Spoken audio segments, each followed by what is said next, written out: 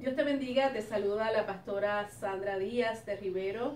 Me encuentro en la ciudad de Cape Coral, en el suroeste de la Florida, pastoreando el Centro de Alabanza y Renovación Espiritual junto a mi esposo, pastor Eric Rivero, y quería invitarte a que escuches una palabra que tiene el potencial para cambiar, para transformar tu vida. Si de pronto el pecado tuyo o el pecado de otras personas ha dejado marcas y huellas en ti, quiero decirte que Dios está comprometido con tu restauración, así que yo te invito a escuchar esta palabra que tiene la capacidad de sanarte, tiene la capacidad de transformar tu vida. Escucha con atención. Mi alma te bendice.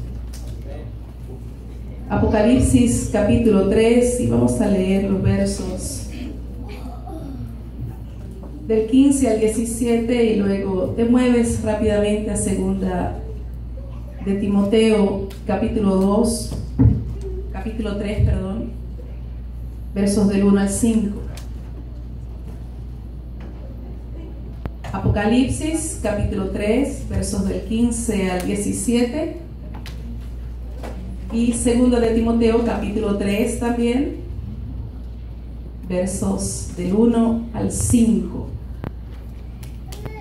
Y quiero hablarte hoy acerca de la iglesia de los últimos días.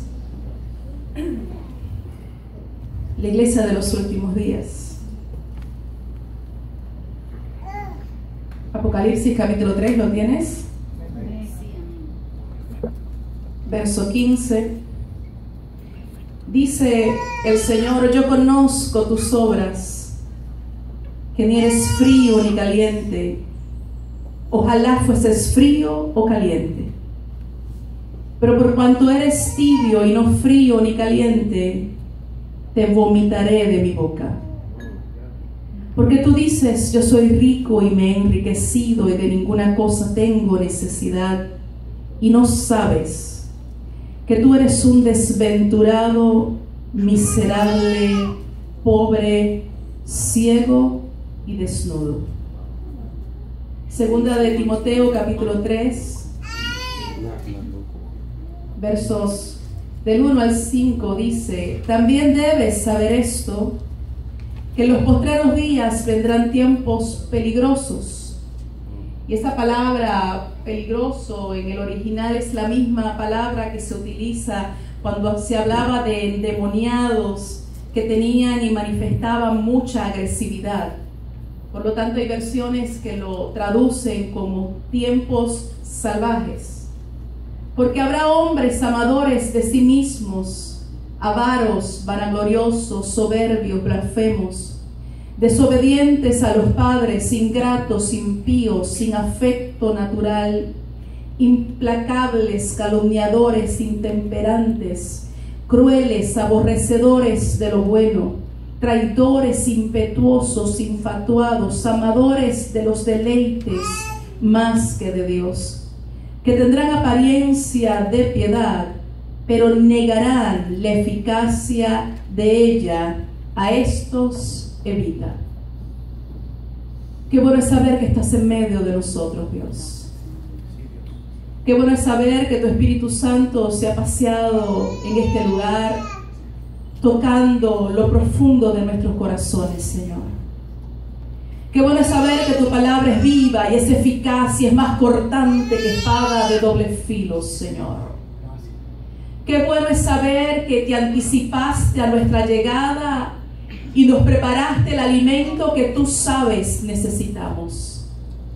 Quizás no sea el que más nos guste, pero es el más que nos nutre, el más que nos alimenta y nos fortalece. Y por eso te agradecemos en esta mañana, Señor, por preparar mesa para nosotros, por pasearte en este lugar, tocar nuestras vidas. Suplico que en esta hora, Dios, me escondas tras tu cruz. Suplico en esta mañana, Señor, que seas tú mismo hablando, tú que sabes la condición de nuestros corazones, tú que sabes la condición de la iglesia en general. Suplico que en esta hora tu voz sea clara, precisa, esa voz penetra lo más profundo de nuestros corazones y provoque cambios, restauraciones para la gloria y la honra tuya, Señor. Confieso mi incapacidad, Señor. Y declaro en esta hora que solo tú tienes la sabiduría, el poder, Señor amado, para transformar nuestras vidas. Háblanos, Dios. Te lo suplico en ese poderoso nombre, en el nombre de Cristo Jesús. Y la iglesia dice, amén. Amén. Es interesante porque la Biblia habla acerca de lo que son los postreros días. Pero ¿a qué periodo específico de la historia o qué tiempo específico está hablando la Escritura? Creo que durante muchísimos años ha existido una gran confusión entre aquellas cosas que son para el pueblo judío y aquellas cosas que aplican para nosotros como iglesia de Jesucristo. Y lo vemos como indiscriminadamente aplicamos pasajes bíblicos, promesas, advertencias que son para el pueblo judío y las aplicamos a la iglesia. Y de esa misma manera, cosas que son para la iglesia las aplicamos para lo que es el pueblo judío.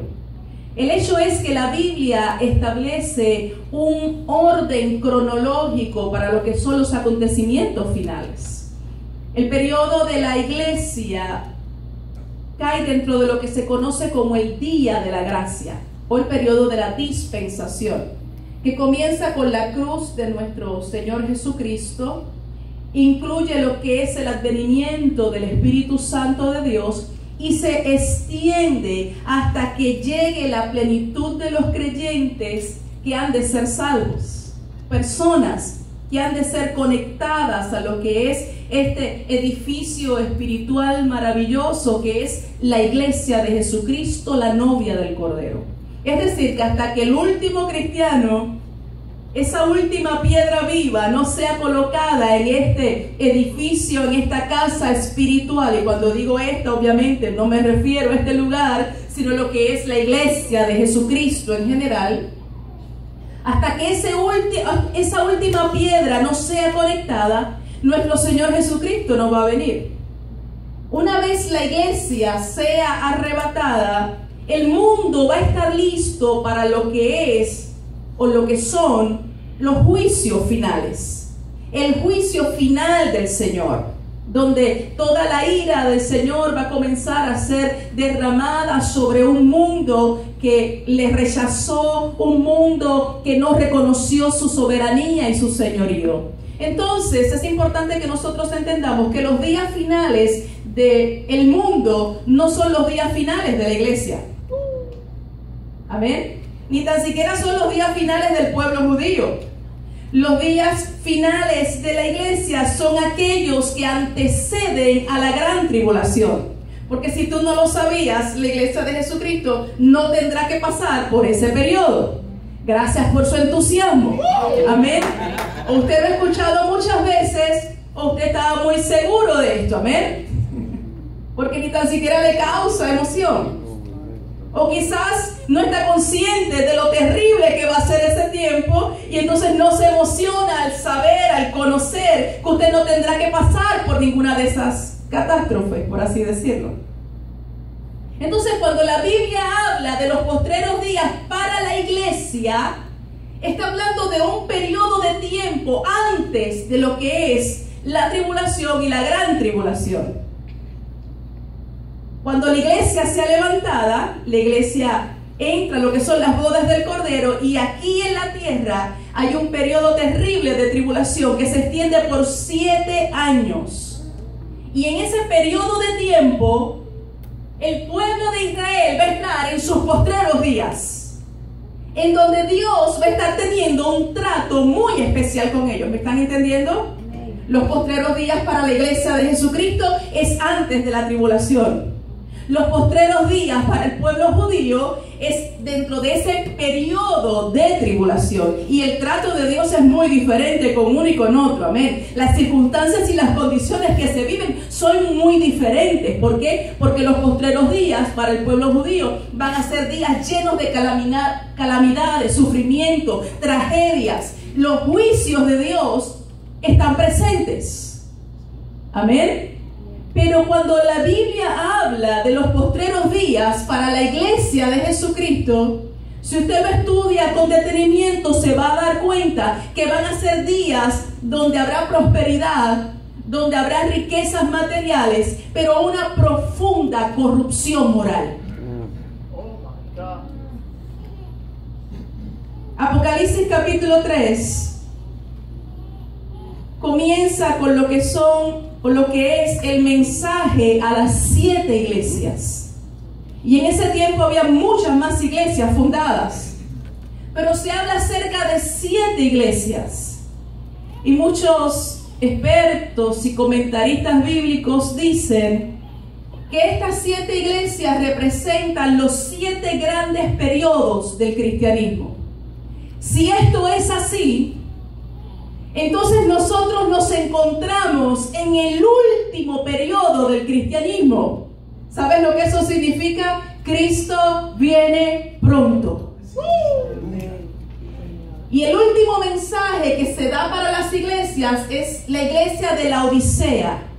Y la iglesia de la Odisea significa la opinión del pueblo o los derechos del pueblo.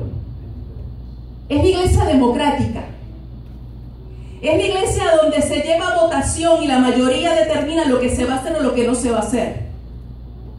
Es la iglesia que ha sustituido a Cristo como centro y ha puesto los intereses personales. Es la agenda que antepone es la iglesia que antepone sus propias agendas en lugar de la agenda del cielo.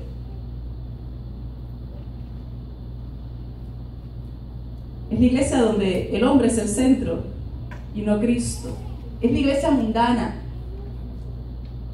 Es la iglesia, si usted lee las 6 anteriores, siempre hay algo positivo que señalar.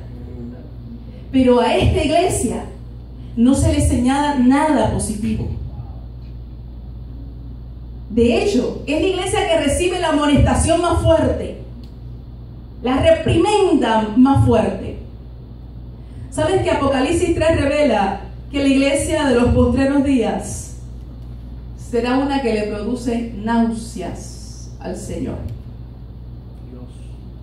Dice, te vomitaré de mi boca.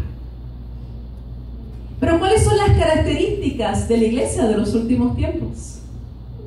Para eso nosotros debemos considerar las características de la región en la cual se encontraba la iglesia de la Odisea.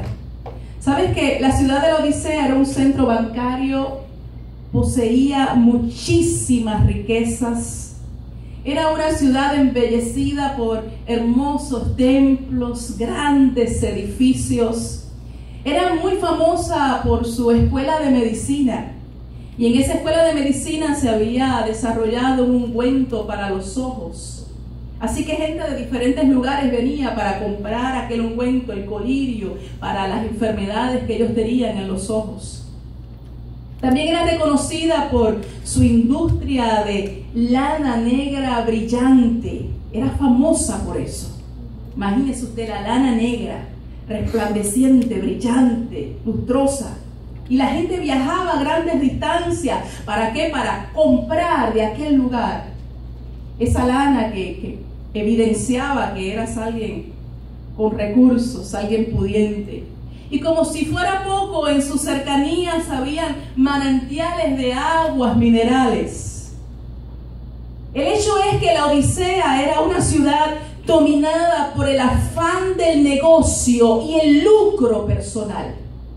Por favor, vaya prestando oído a lo que estamos diciendo, porque la Biblia nos declara que la iglesia de los últimos tiempos sería como la iglesia de la Odisea.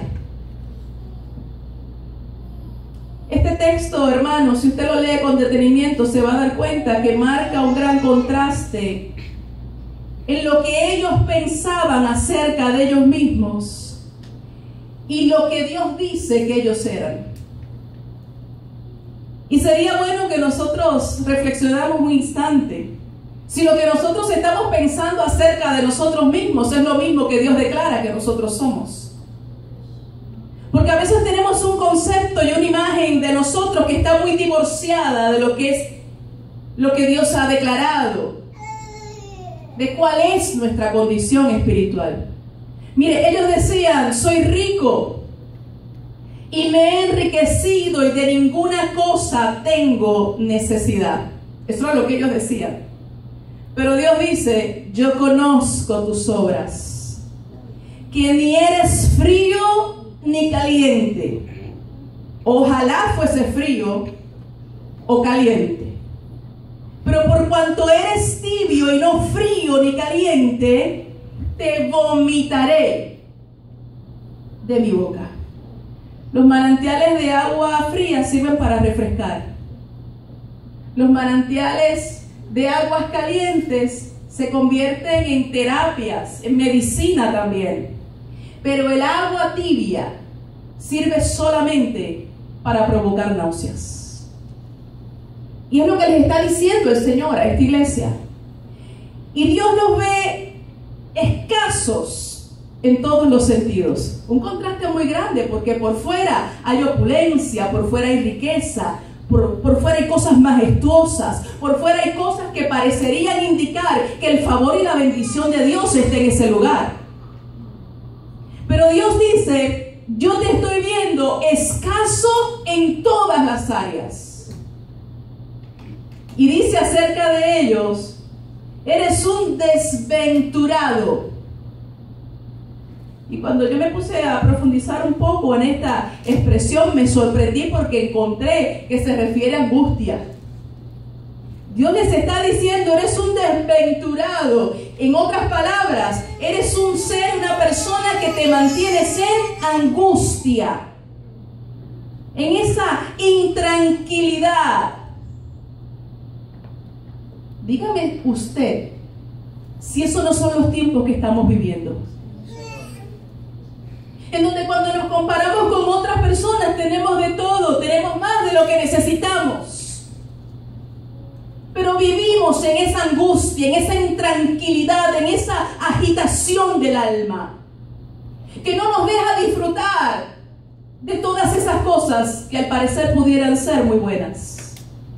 Pero no solamente eso, le dice, eres un miserable.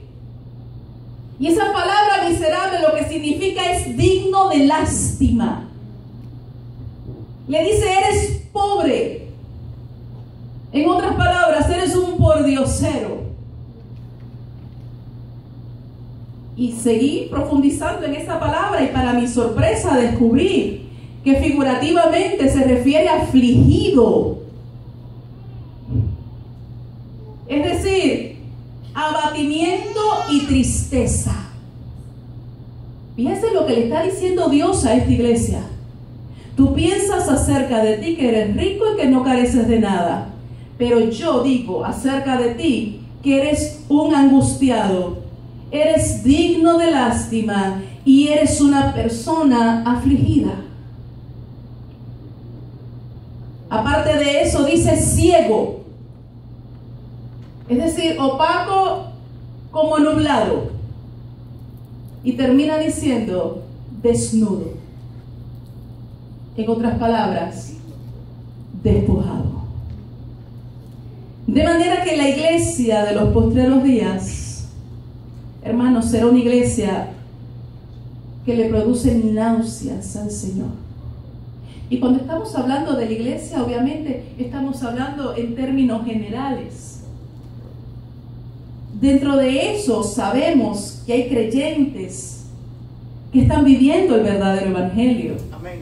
Hay creyentes que están caminando en obediencia, hay creyentes que tienen comunión con el Espíritu de Dios, hay creyentes que están cumpliendo el propósito de Dios. Pero lo que Dios está mostrando es un panorama general. Y si usted se toma un instante y analiza la manera en que se está viviendo y la condición de las iglesias en general, usted se va a dar cuenta que la Biblia no está mintiendo. De hecho, nos está presentando un cuadro claro de la condición de la iglesia en estos tiempos.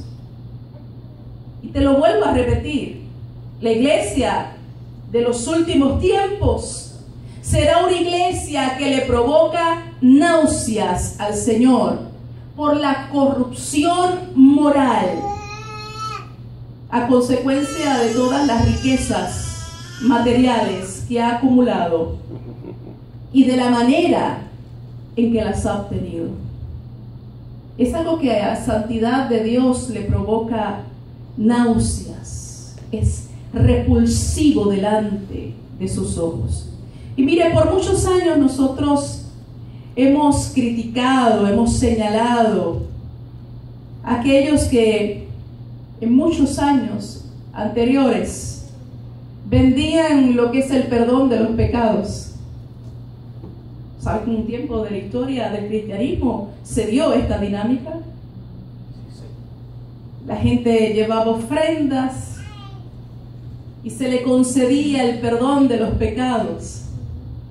Incluso podían comprar anticipadamente y recibían ese perdón de pecados por aquello que todavía no habían hecho, pero que estaban planificando hacer. En otras palabras, licencias para pecar.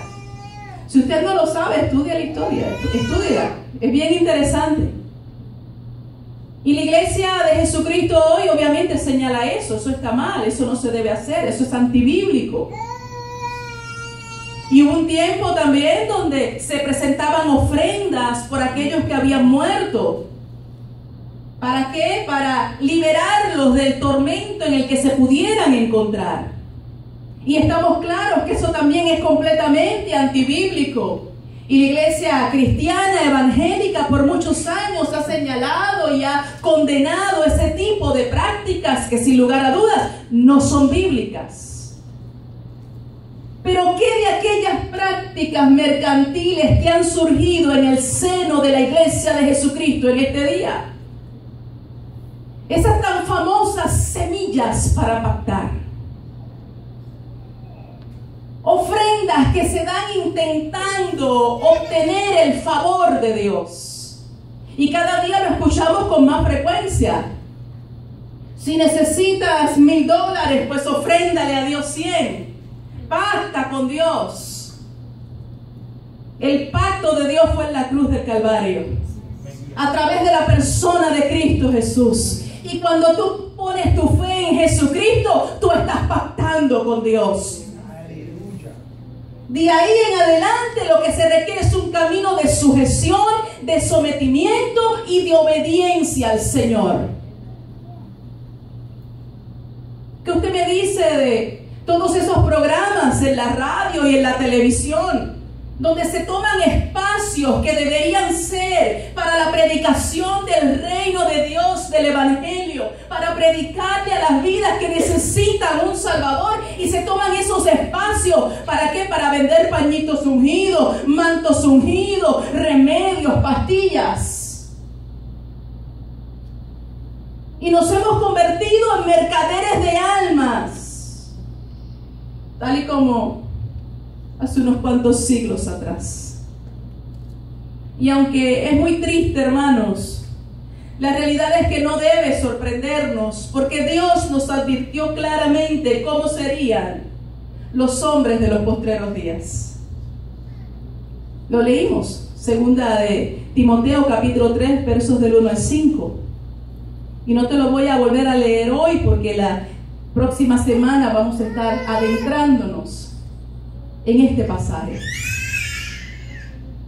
Vamos a ver la descripción que da la Escritura del carácter de los hombres de los últimos tiempos. Los postreros días, hermanos, para la iglesia, vuelvo y te repito, son aquellos que anteceden a lo que es la tribulación. Periodo en el cual se van a lograr muchas riquezas materiales, se van a construir enormes edificios, donde incluso los ministros van a tener un gran respeto y la gente va a practicar una gran reverencia hacia ellos, pero va a estar acompañado de una gran corrupción moral, encabezada esta corrupción por los propios líderes. Las preocupaciones por las cosas terrenales han sumido a los cristianos en un estado de indiferencia espiritual, y esa indiferencia está provocando tibieza espiritual, hermanos. La tibieza de la iglesia de la Odisea era causada por lo que es el orgullo y por su autosuficiencia. Ellos decían: yo me he enriquecido, yo no tengo necesidad de nada. Y a esta iglesia se le prescribe la receta divina. 3 cosas que ellos necesitaban urgentemente. Lo primero que le dice el Señor es: compra de mí oro refinado. Y es la misma invitación que hace Isaías 55: venid, comprad sin dinero vino y leche. Interesante, ¿verdad?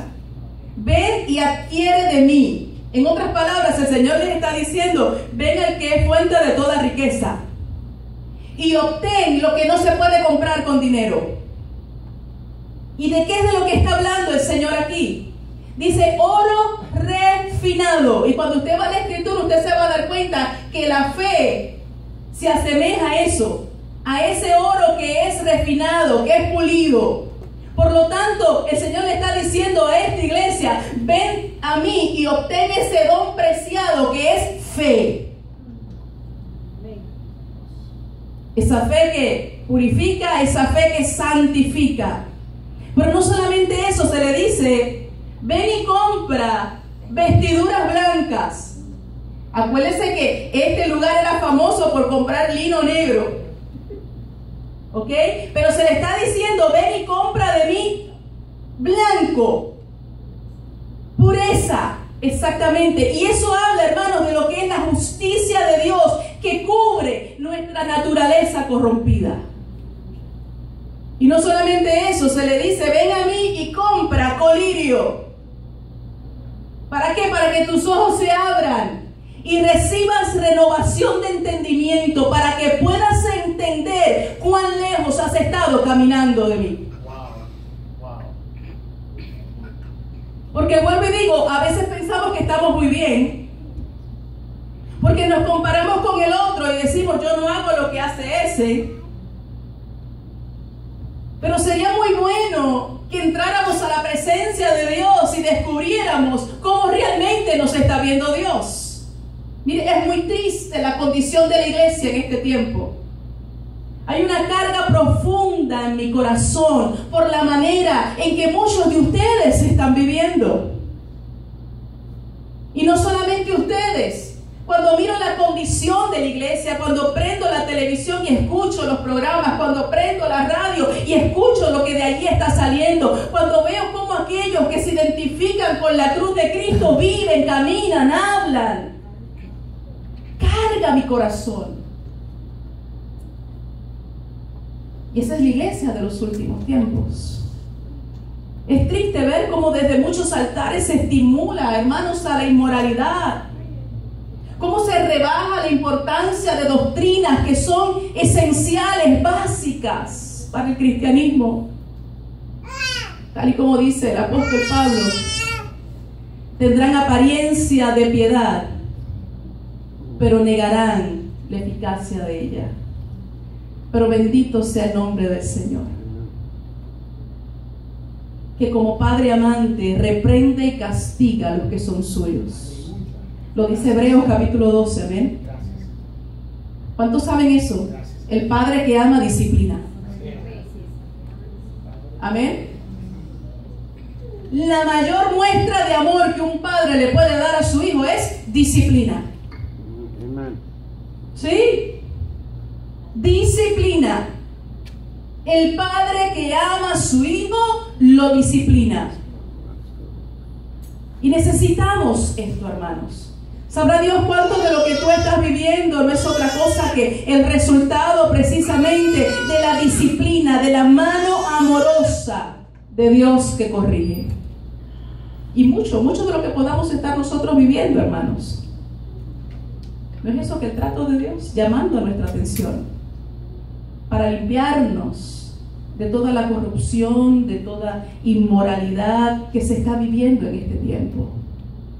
Para hacer una diferencia entre el carácter natural de los hombres de los últimos tiempos y el carácter de nosotros como iglesia de Jesucristo. Mis queridos hermanos, creo que nosotros tenemos que reflexionar en qué manera estamos conduciendo nuestra vida. Y yo creo que a la luz de las Escrituras y con la guianza del Espíritu Santo, deberíamos nosotros determinar si nuestro carácter es semejante al de Cristo o al de los hombres de los últimos tiempos. Y una de las preguntas a las que deberemos darle respuesta en las próximas semanas es: ¿para qué o para quién estoy viviendo? Te lo voy a volver a repetir. ¿Para qué o para quién estoy viviendo? Porque hasta donde yo sé, estamos llamados a vivir para Cristo. Estamos llamados a que Él sea el centro de nuestra vida. Y termina el pasaje, hermanos, extendiendo la más importante invitación que pueda recibir un ser humano, específicamente en el verso 20. Volvamos allá, Apocalipsis capítulo 3, y ya estoy cerrando.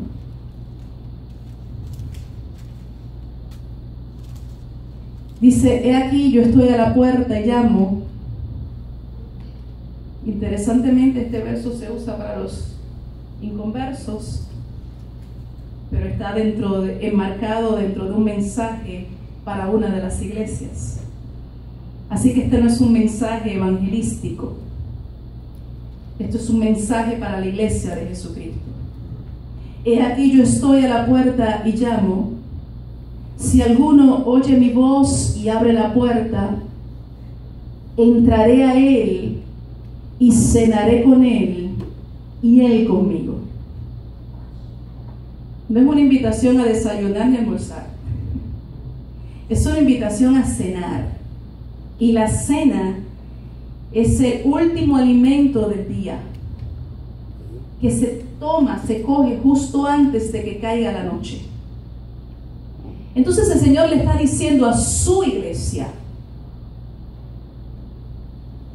te estoy invitando a entrar y cenar conmigo. Amén. Antes de que llegue la noche de la tribulación. En otras palabras, a la iglesia que está en los últimos tiempos se le está diciendo: ya está a punto de venir la noche de la tribulación. Estoy tocando a la puerta de tu corazón porque necesito que me dejes entrar para tener comunión contigo. Y a mí me impresiona que el Señor esté diciendo que quiere entrar. ¿Será acaso que la iglesia de los últimos tiempos está llena de programas, sistemas, actividades, pero el Señor no está en el centro de esas cosas?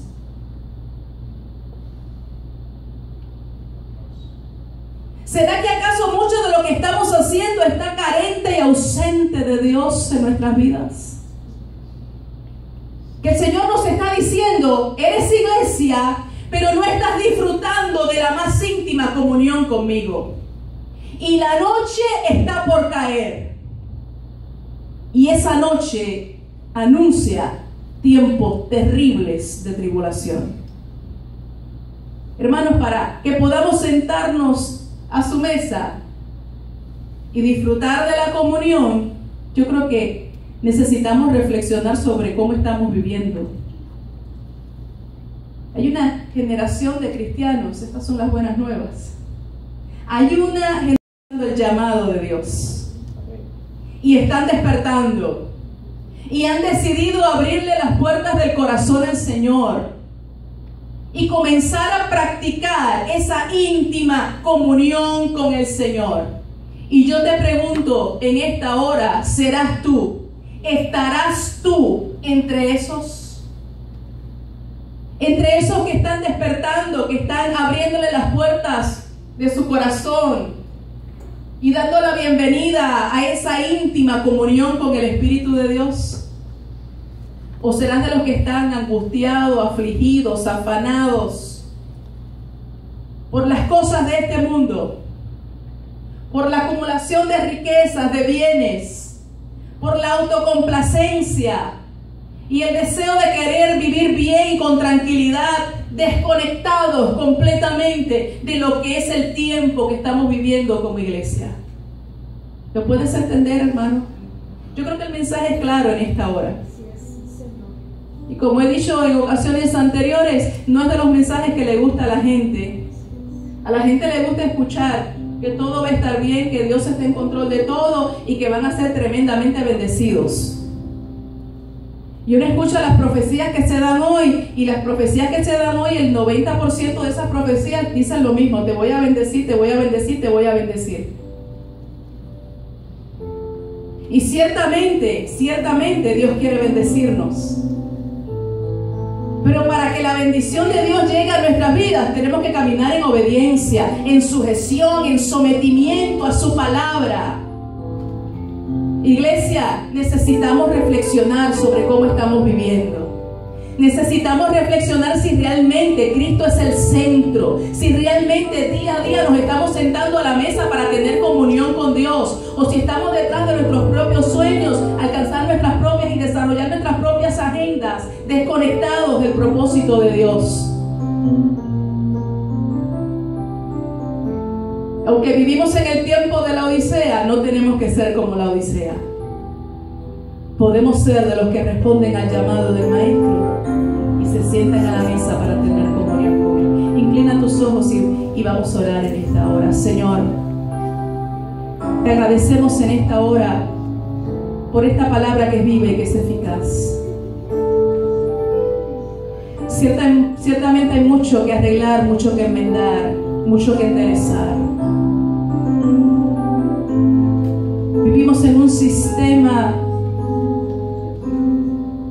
de este mundo contrario, Dios, a lo que tu palabra ha establecido. Y la Biblia nos habla acerca del carácter de los hombres de los últimos días. Y la Biblia nos habla acerca de la condición de la iglesia de los últimos tiempos. Y en esta hora, Dios, te suplicamos, endereza lo que puede estar torcido. Sigue despertando el espíritu de aquellos que son tuyos, Dios, abriendo sus ojos, confrontándolos con su condición espiritual, señalando aquellas áreas de nuestro carácter que son antagónicas con lo que eres tú y lo que representas tú, Señor. Suplico en esta hora, Dios bendito, endereza lo que puede estar torcido en nosotros. Descorre nuestros velos, cúbrenos con tu justicia, pasa colirio sobre nuestros ojos, Señor.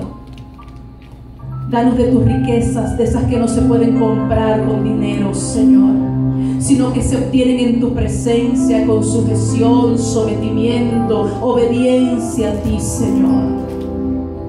Enriquécenos tú, Dios, atavíanos tú, sánanos tú, Señor. Que donde quiera esta palabra pueda llegar y este mensaje sea escuchado, Dios, vidas sean tocadas, corazones sean quebrantados, Señor. Hermanos entren en la reflexión de cómo están viviendo y decidan acercarse a ti, Señor. Gracias por tomarte el tiempo de hablarnos en esta hora. Porque como dije al inicio, aunque no sea la palabra que más nos gusta, es la palabra que más necesitamos, Dios. Es la que le hace bien a nuestra alma. Y yo te agradezco por eso, Señor. En Cristo Jesús. Te oramos a ti, Padre Celestial. Espero que al escuchar el mensaje Dios haya hablado a tu vida. De hecho, si mientras estabas escuchando sentiste como si alguien me hubiese hablado acerca de ti, de lo que tú estás pasando, eso tiene una razón de ser. Es que Dios estaba hablando directamente contigo. Romanos capítulo 10, verso 9 dice: si confesares con tu boca que Jesús es el Señor y creyeres en tu corazón que Dios le levantó de los muertos, serás salvo. Yo quisiera preguntarte si alguna vez has tenido la oportunidad de confesar públicamente a Jesucristo como el Salvador personal de tu vida. Si nunca antes lo has hecho, si nunca antes lo has invitado de una manera formal a entrar a tu vida, lo has confesado a Él como ese Señor y ese Salvador personal, es muy sencillo, es muy fácil de hacer. Basta con que ahora mismo, ahí donde tú te puedas encontrar, si tienes la oportunidad, puedas cerrar tus ojos, puedas hacer esta simple oración. Dice la Biblia que si tú le confiesas como tu Salvador personal, Él entra a tu vida, Él perdona tu pecado y te conviertes desde ese instante en hijo de Dios. Así que si Dios te ha hablado a través de este mensaje y tú reconoces que tú tienes necesidad de Dios, basta con que hagas esta sencilla oración. Señor Jesús, reconozco que soy un pecador, recibo la palabra que has hablado a mi vida hoy y te confieso como mi Salvador personal. Te pido que entres a mi vida, te pido que perdones todos mis pecados. Te suplico en esta hora que me llenes con tu Santo Espíritu. En el nombre poderoso de Cristo Jesús. Amén y amén. Este es el primer paso. No es el único, tan solo es el primer paso. Necesitas ahora ir a una congregación, una iglesia en donde se predique que solo Jesucristo y solo a través de Jesucristo hay salvación. Una congregación donde se predique que toda la Escritura es inspirada por Dios y es útil para corregirte, para edificarte, para llevarte a una dimensión mayor en donde tú aprendas a caminar en compañerismo con Dios. Si vives en la ciudad de Cape Coral, qué gusto nos daría que nos pudieras visitar, que te reunieras con nosotros, que te congregaras aquí y todos juntos alabáramos al Señor. Dios te bendiga.